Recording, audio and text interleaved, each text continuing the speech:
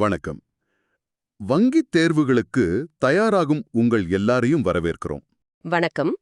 Reading comprehension பகுதியில வர்ற கடினமான தலையங்கங்களை எளிதாக்குறது தான் நம்ம நோக்கம். ஆமா.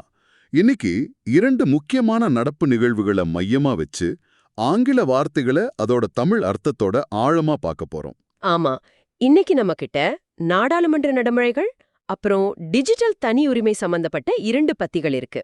இதுல வர்ற வார்த்தைகளை வெறுமனே மனப்பாடம் செய்யாம அந்த கதைக்களத்தோட சேர்த்து புரிஞ்சுக்க போறோம். அப்பதான் தேர்வில் எந்த சூழலில் அந்த வார்த்தை வந்தாலும் ஈஸியா பதிலளிக்க முடியும். சரியா சொன்னீங்க.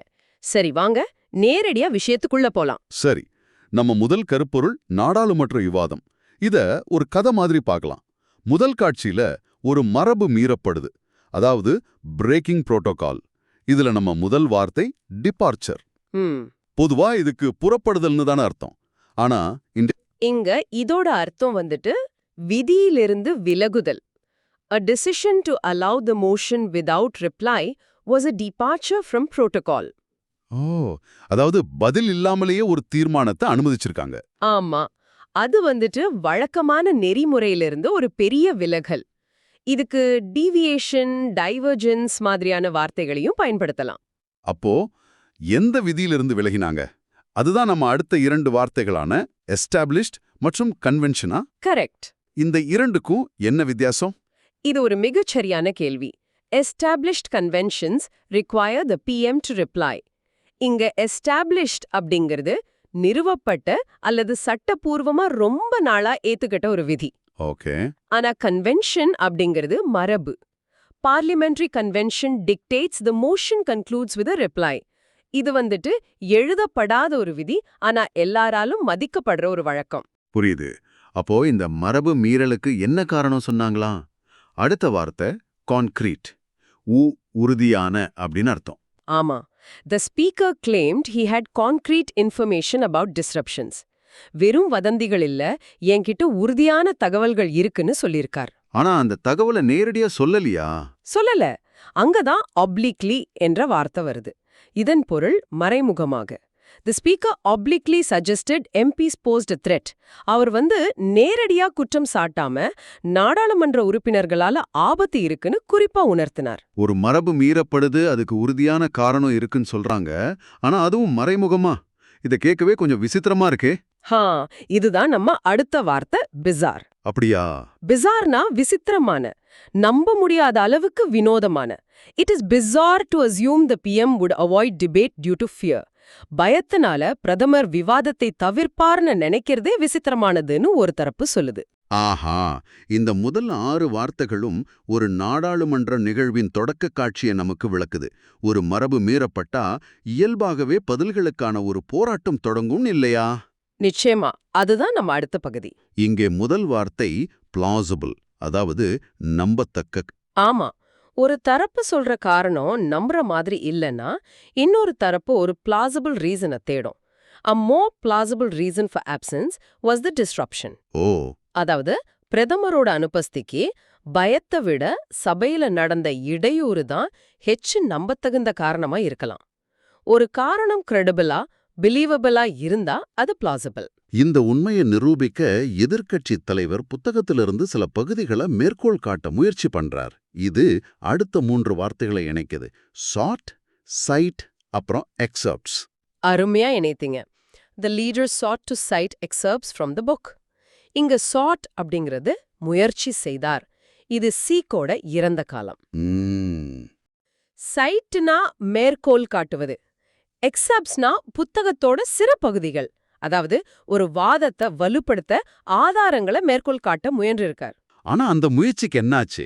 அடுத்த வார்த்தை டிஸ்அலவுட், அனுமதிக்கப்படவில்லை அல்லது நிராகரிக்கப்பட்டது. ஆமா, தி speaker disallowed the attempt to cite passages.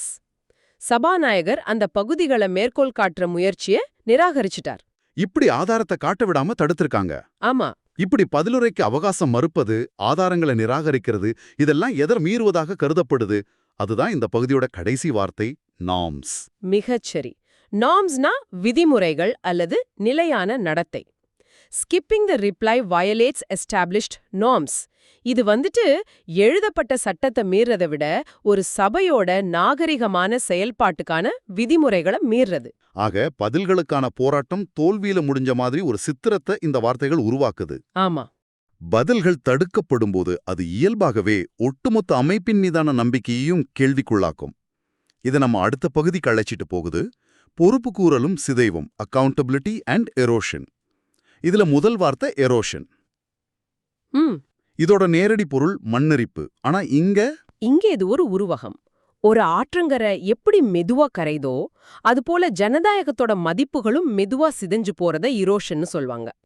Criticises the erosion of democratic accountability.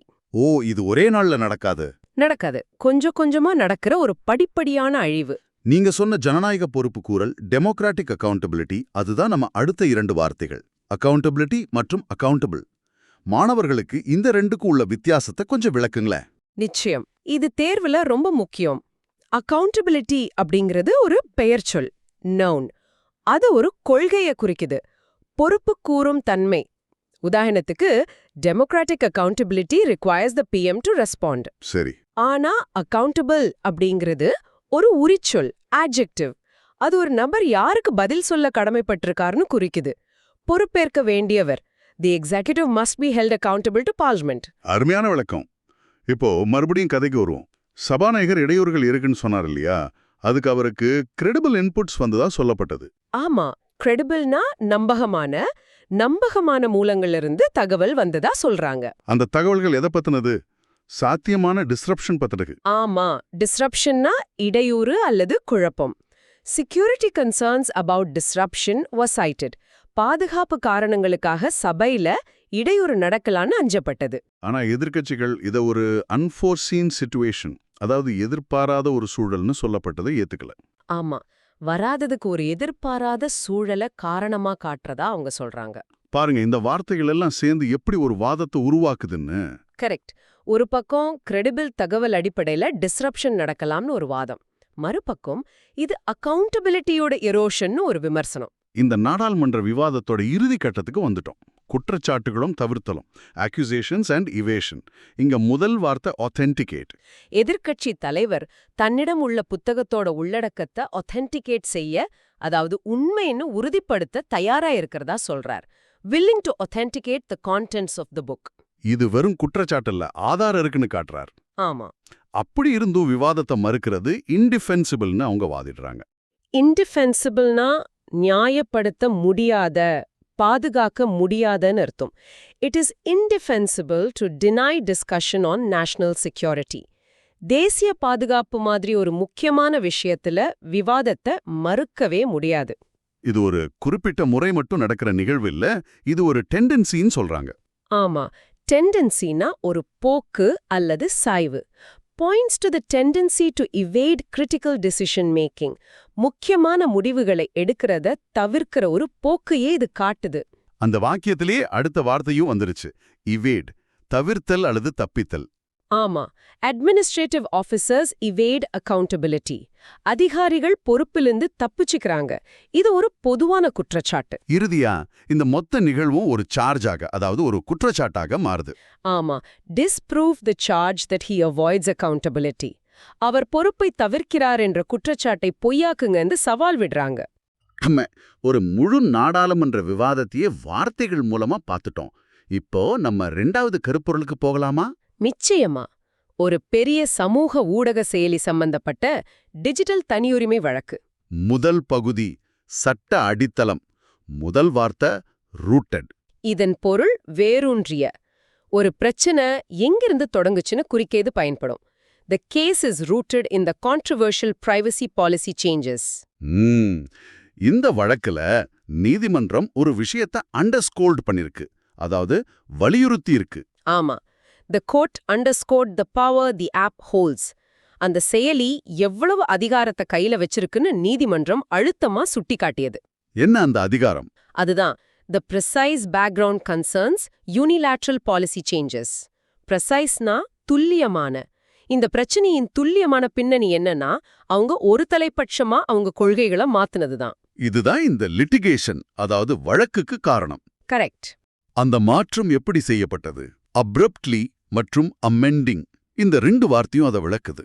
ஆமா, அப்ரப்ட்லினா திடீர்னு, அமெண்டிங்னா திருத்துதல்.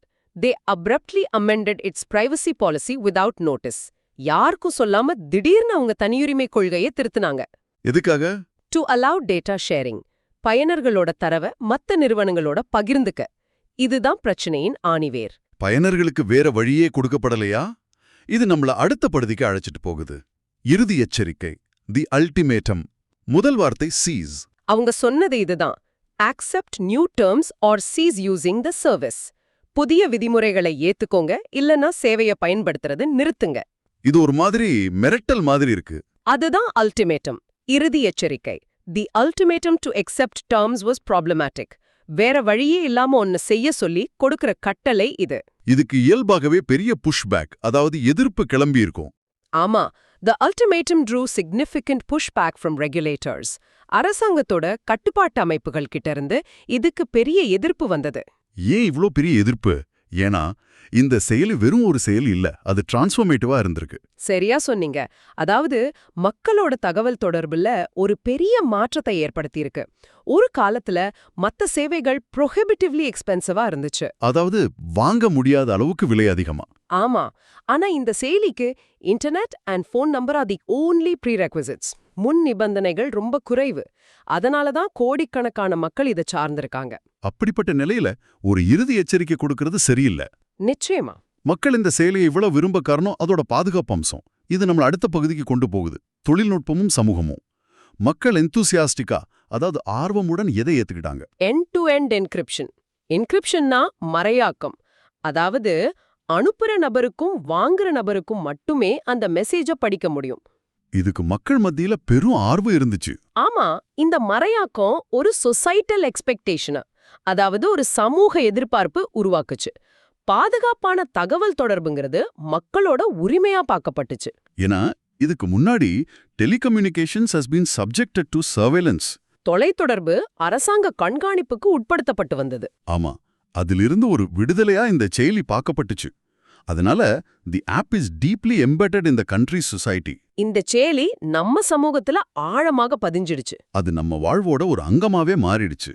அதனால தான் கொள்கை மாற்றங்கள் இவ்வளவு பெரிய தாக்கத்தை ஏற்படுத்துது. ஆமா, இப்போ கதை அதோட இறுதிக்கட்டத்தை எட்டுது.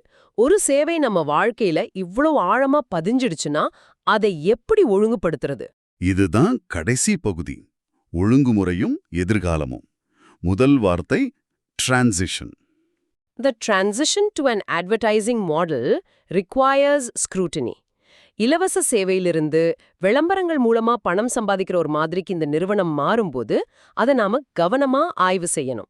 இந்த இறுதி எச்சரிக்கையை ரெகுலேட்டர்ஸ் have frowned upon.